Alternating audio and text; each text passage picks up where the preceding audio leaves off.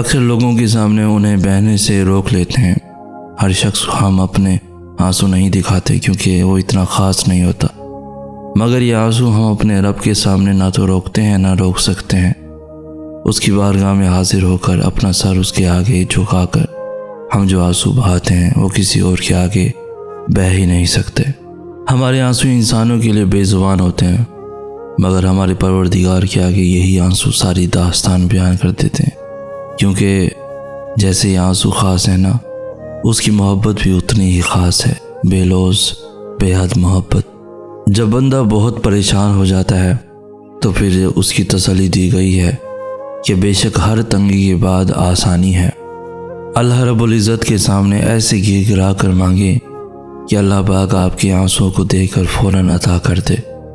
حضرت ایوب علیہ السلام کو اتنی بڑی بیماری میں اتنے عرصے کے بعد جب صحت عطا کی گئی تو اللہ پاک نے پہلے سے بھی زیادہ نعمتیں ان کو عطا کی، حالانکہ وہ سب جو پہلے تھا وہ تو تباہ ہو چکا تھا، لیکن حضرت ایوب علیہ السلام اپنے رب کی طرف ہی آہوزاری اور شکر گزاری کرتے رہے اور مانگتے رہے، تو اللہ پاک نے بھی پھر ہر طرح کی نعمتیں عطا فرما دی۔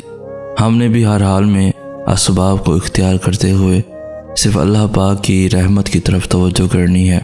انشاءاللہ اللہ پاک سب کے کام آسان بنائیں گے۔ پتہ ہے اللہ کو راضی کرنے کا سب سے آسان طریقہ کیا ہے؟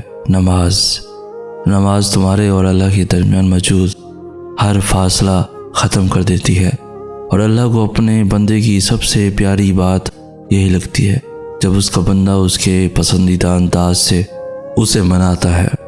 جب تم اللہ کی محبت کا حق ادا کرنے کے بعد اپنی محبت کی آرزو کرتے ہو نا، تو اللہ اس آرزو پہ یکدم کن فرما دیتا ہے، اور پھر وہ کہتا ہے تو نے مجھے میری پسند سے راضی کیا ہے نا، تو میں بھی تجھے تیری ہی پسند سے راضی کروں گا۔ کائنات میں کوئی بھی عمل اور کوئی بھی عبادت ایسی نہیں جو نماز کی طرح اللہ کو فوراً تم سے راضی کر سکے۔ اللہ کے نزدیک نماز سے زیادہ محبوب کوئی عمل نہیں، اور جو اس کے محبوب کو اپنا محبوب بنا لیتا ہے نا، اللہ اس سے بے حد محبت کرنے لگتا ہے۔ جو سجدوں میں سستی نہیں کرتے، پھر اللہ بھی ان کی دعاؤں کی قبولیت میں تاخیر نہیں ہونے دیتا۔ نماز آزمائش میں اللہ کی تمہارے لیے سب سے بڑی پناہ گاہ ہے، اور جو اس کی پناہ میں ہوتے ہیں ان کا بڑے سے بڑا طوفان بھی کچھ نہیں بگاڑ سکتا، وہ ہمیشہ اللہ کی حفاظت میں رہتے ہیں۔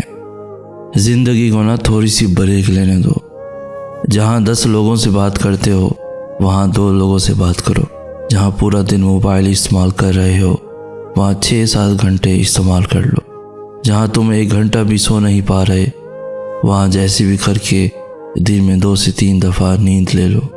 ہر سوچ کنٹرول آنا شروع ہو جائے گی۔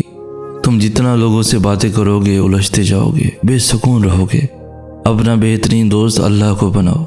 یقین کرنا لوگوں سے بات کرنے کی فرصت تک نہیں ملے گی، تم الجھو گے بھی تو تمہارا رب تمہیں سلجھا دیا کرے گا۔ وہ ہر چیز سے واقف ہے، بس ہم سے سننا چاہتا ہے۔ اس دل کی ویرانی کو بس وہی مٹائے گا، سکون پائے گا تمہارا دل جب کہیں ذکر خدا آئے گا۔ تم نے تو ٹھان لی ہے اپنا نقصان کرنے کی، مگر دیکھ لینا انشاءاللہ تمہیں اللہ بچائے گا۔ دعائیں مانگتے ہو نا تو ساتھ ہی خیر بھی مانگا کرو، بہترین مانگنے والا بہترین سے نوازا جائے گا۔ ابھی نہیں لیکن بہت جلد سمجھ جاؤ گے، پھر تمہارا دل شکر کی تسبیح دہرائے گا۔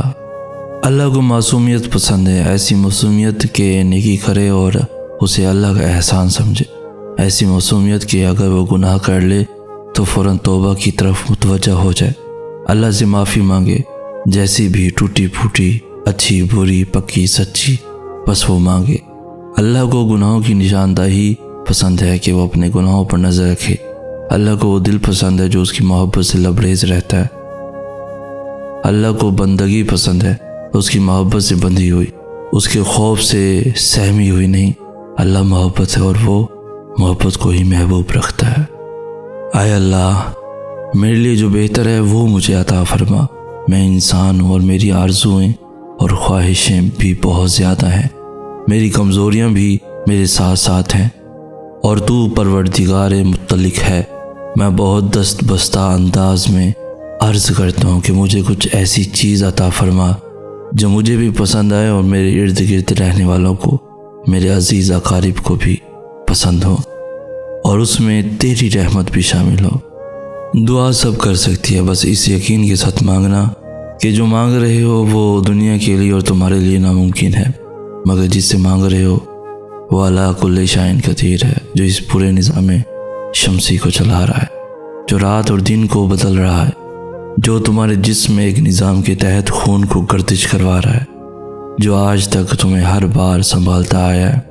وہ رب یہ دعا بھی قبول کر لے گا، اس سے جب بھی مانگو، جیسے بھی مانگو وہ سنتا ہے، بس یقین کو کامل کر کے مانگو۔ وہ ممکن کرنا اس رب کے لیے مشکل نہیں، تم دیکھنا تمہیں خود نظر آئیں گی تمہاری دعائیں قبول ہوتی ہوئی، معجزے تم خود دیکھ لو گے۔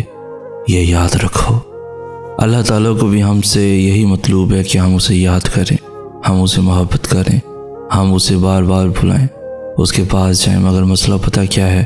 ہم انسان اس کے پاس جاتے ہی تب ہیں جب دنیا ہمیں توڑ چکی ہوتی ہے، جب ہمارے اوپر کوئی مشکل ہوتی ہے۔ حقیقت میں وہ سب بھی اللہ کے حکم سے ہی ہوتا ہے تاکہ ہم اس کی طرف متوجہ ہوں، ورنہ تم دیکھو خوشی میں کون اللہ کو یاد کرتا ہے، بلکہ ہم تو سب سے زیادہ ناراض ہی اسے اپنی خوشی کے مواقع پہ کرتے ہیں۔ سمجھ رہے ہو نا ان آزمائشوں کے آنے کا مقصد؟ میں نے اکثر دیکھا ہے کہ لوگ ایک دوسرے سے آگے نکلنے کی کوشش میں لگے رہتے ہیں۔ اس کے پاس یہ چیز ہے تو میرے پاس کیوں نہیں؟ اس نے ایسے کپڑے پہنے تو میرے پاس ایسے کپڑے کیوں نہیں؟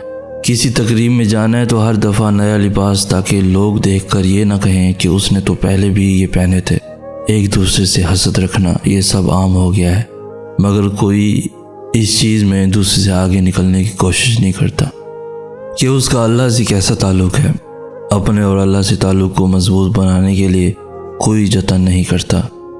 دنیاوی چیز کی تو سب نقل کرتے ہیں، مگر اگر دوسرا انسان اللہ تعالیٰ کے قریب ہے تو ہم کیوں نہیں؟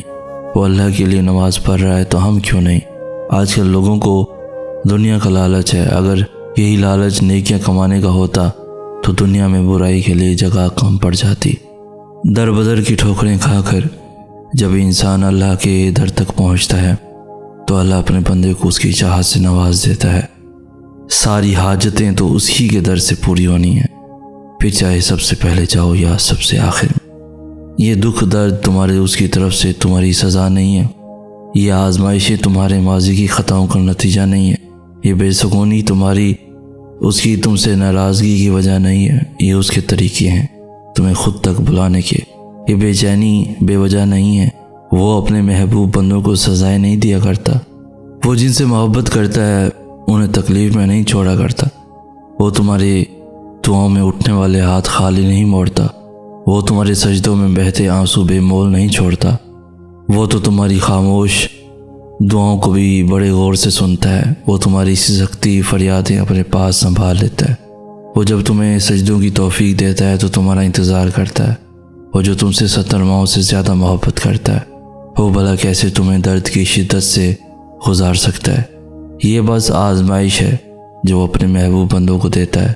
اس کٹھن وقت میں تمہارا صبر تمہیں اپنے رب سے ملا دیتا ہے۔